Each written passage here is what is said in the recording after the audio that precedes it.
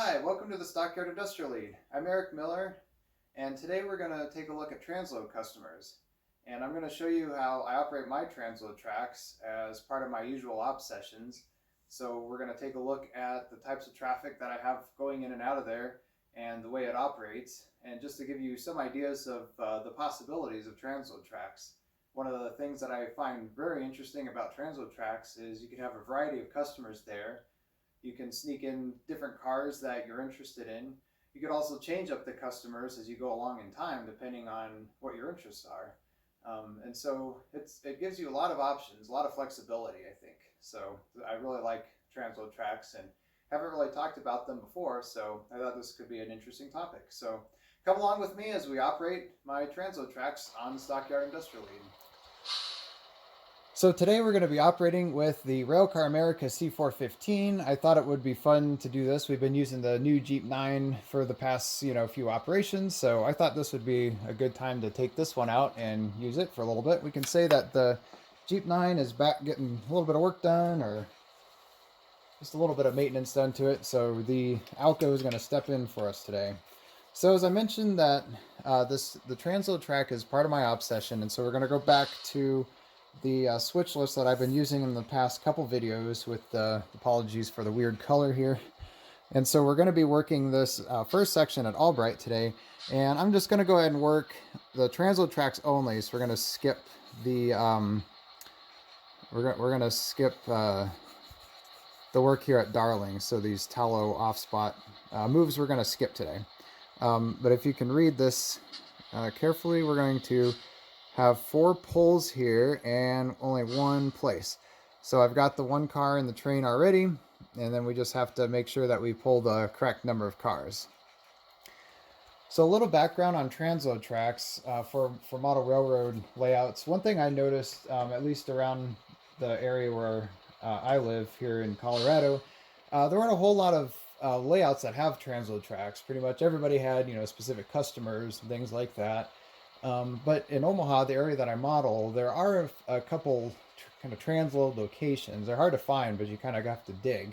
One of the reasons they're hard to find is a lot of times for a transload location, you can just use a regular run-of-the-mill spur. If you just have a spur in a random location, you can turn it into a transload track. You could also do transloads, kind of, especially for a small switching layout, kind of a short line like I have, where the main line really isn't that much of a main line. It is the main line, but it doesn't see much traffic. So you can go ahead and just spot a car on the track in some random place, and as long as you can have a truck or other vehicle come up to it, then you can go ahead and have that be a transload location. For me, I decided to go with 2 specific spurs, and what I also kind of like the idea of is having them close to the yard office. So you have the South Omaha Terminal yard office here, and then that kind of doubles as the place where the trucks come in and go to the transload tracks back here. So it just works nice that that's all kind of one location. So transloads, what they do essentially is they serve a customer who's not directly on the railroad, basically. And so if you think about it that way, then you can come up with a lot of ideas. So the Omaha area that I model, I thought, okay, so what are some things that potential customers who are not on a railroad spur, what could those customers be? And so I kind of asked a couple friends and said, hey, what do you think would be good ones? And so one of my friends suggested doing fertilizer, and I like that idea because I really like covered hoppers. It's just I don't have a grain elevator. It's you don't see them, especially in my era, the early 90s. You don't see them a lot in cities being used actually being in service anymore anyway. So this was a way that I could model my covered hoppers still and bring in some fertilizer that could then go to a customer in the Omaha area who's not on a railroad. The other thing I decided to do was drywall, and with during my era in the 90s, drywall construction, housing construction, booming, and things like that, kind of a big thing. So I thought drywall would be a natural fit. I already have a lumber yard, so I really didn't want to model another lumber yard or building products customer, as cool as that would have been. So I decided to go ahead and make my other transload track be for shipping drywall. So that's how I kind of came to those ideas, is a little bit of things that I just like to do, but I also made sure that it would fit the location and also the era that I model in. And so this is a way that the customers can come up to your railroad and still get their products, even though they're not on the main line. So just a couple things to think about as if you're developing a transload track for yourself. And as I mentioned, you can definitely change these. I've since I've been modeling this kind of industrial spur the last 2 or 3 years, I have went through some various changes with my transloads. I first started out, I had a transload track. It was when the layout was a little bit larger, and I was actually doing some like corn syrup transload, which is one of the reasons why you see this truck back there. And I was also doing plastic pellets because that's another common thing. And so basically, as I compressed the layout a little bit, those got squeezed out, and I went ahead and did these instead. So, but they can change very easily. And the other thing too is if you have a customer who just needs to get a car like once a month or so, you can kind of slip that in there as you need. And so it is a way that if let's say a manufacturer comes out with a really interesting freight car, and you're like, oh, I really want that, but I don't have any customers for it. Well, you can use your transload tracks for that. And you say, okay, I really like this freight car. I don't really have an excuse for it on the layout, but it can go to my transload track and I can show it off there. So that's another option. You don't want to get carried away with a bunch of random cars. You still want it to kind of make sense, but it is a way to add some variety into onto your layout, and also add some flexibility to your operations. So with that, let's get operating. So we're going to take the C415. I think we got the crew ready to go now, and we're going to go ahead and start running the train. So I got my proto throttle here, and I got the locomotive set up, ready to go. So let's head out and start switching. And so I think as I'm doing both the conductor and engineer positions here today, since I'm just by myself, I am going to strategize, and I think what I'll do is I'll just go ahead and make my poles first, and then obviously I want to get those covered hoppers out of the way, and then I'll go ahead and place that covered hopper last. And before I get too carried away, I'm going to drop the caboose as well.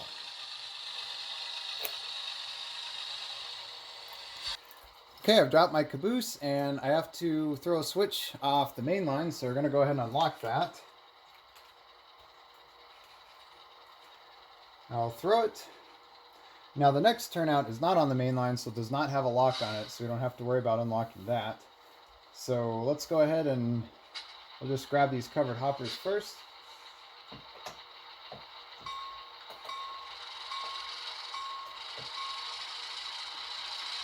The other thing I need to do is ask the industrial foreman, hey, can I go ahead and come into the transload and take these cars? Are you working on them at all? They say no, so we'll go ahead and do that, and they'll remove the blue flag for us. We'll go ahead and remove both flags since this is the one customer. So again, I'm doing the positions. Actually, I'm doing 3 positions today. The position I usually do when I run an op session is I'm the industrial foreman, and I remove the blue flags for the crews. And I'm also the conductor and the engineer today.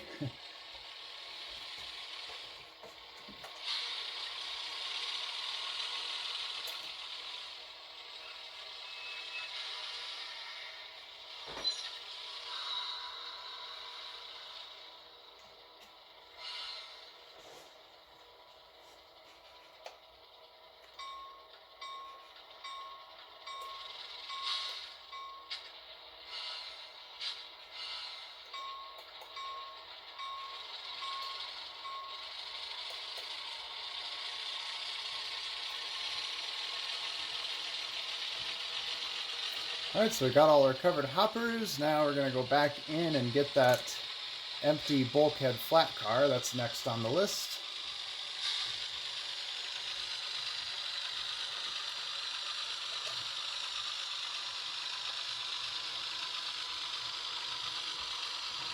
I just love the sound of that Alco.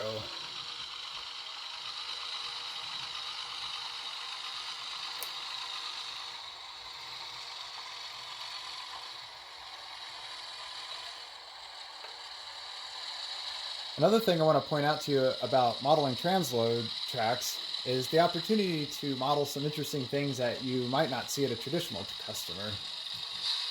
So for example, I haven't really got into the detail of this site yet. It's one of the next scenery things that I'd like to tackle soon.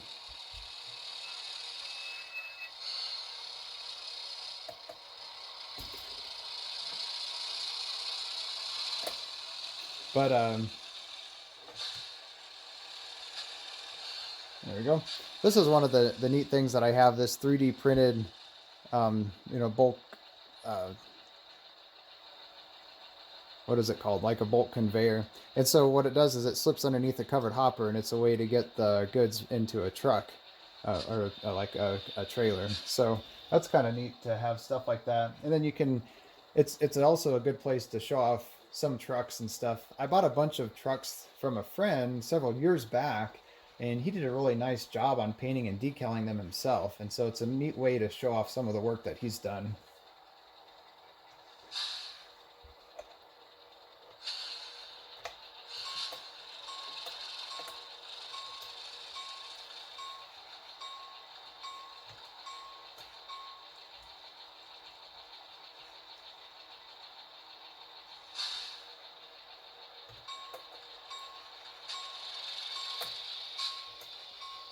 Okay, that looks good. Go ahead and head out. Now we're going to back up this train to the caboose, and then we'll go ahead and drop off our covered hopper.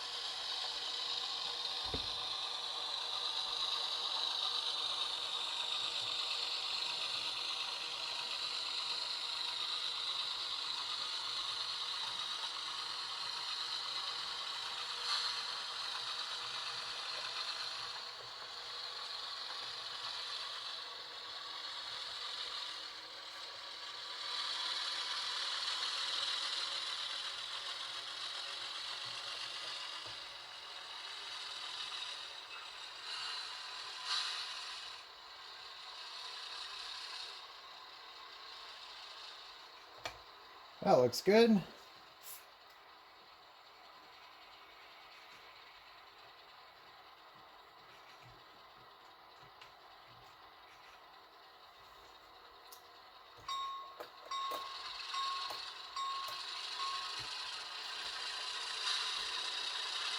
Now sometimes this spot does have some grade issues, so I've got one of these little brake chocks that I sometimes put into the wheel set, but as you can see, this guy's not going anywhere, so looks good.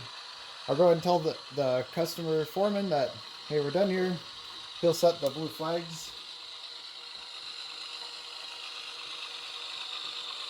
And we can set this bulk conveyor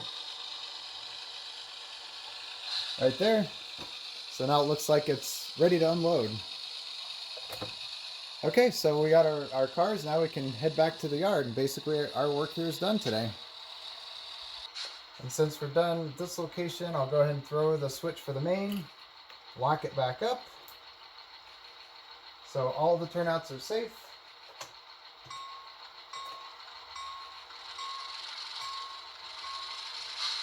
We'll go back and get our train.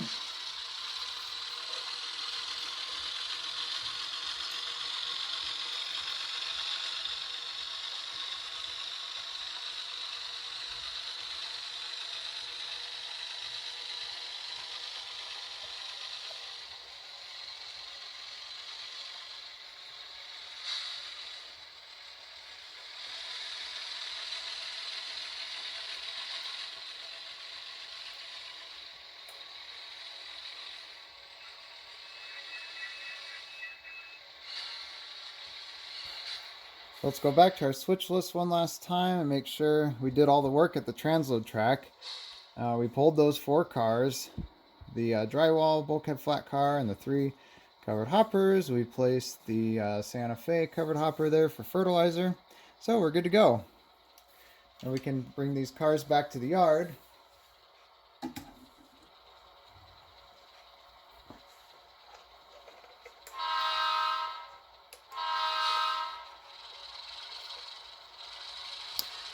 And we'll have our conductor throw the traffic signal for us.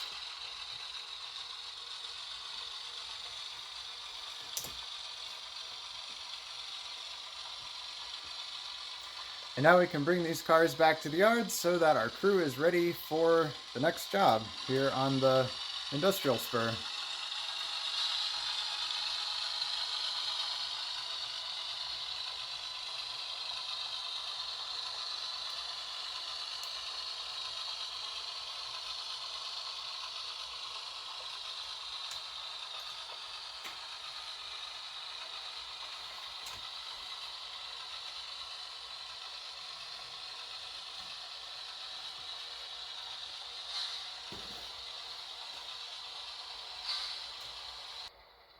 So that's it for today's operations video. Thanks everybody for tuning in. Hope you enjoyed it. Maybe learned a little bit of Transload customers and operations.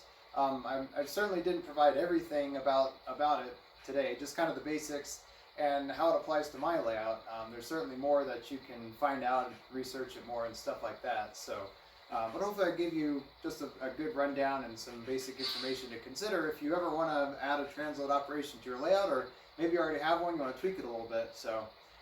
Again, feel free to leave any comments or questions about this video, and also let me know what you want to see in the future. And I'll be back at you with another video next week. Thanks for tuning in. I'll catch you next time.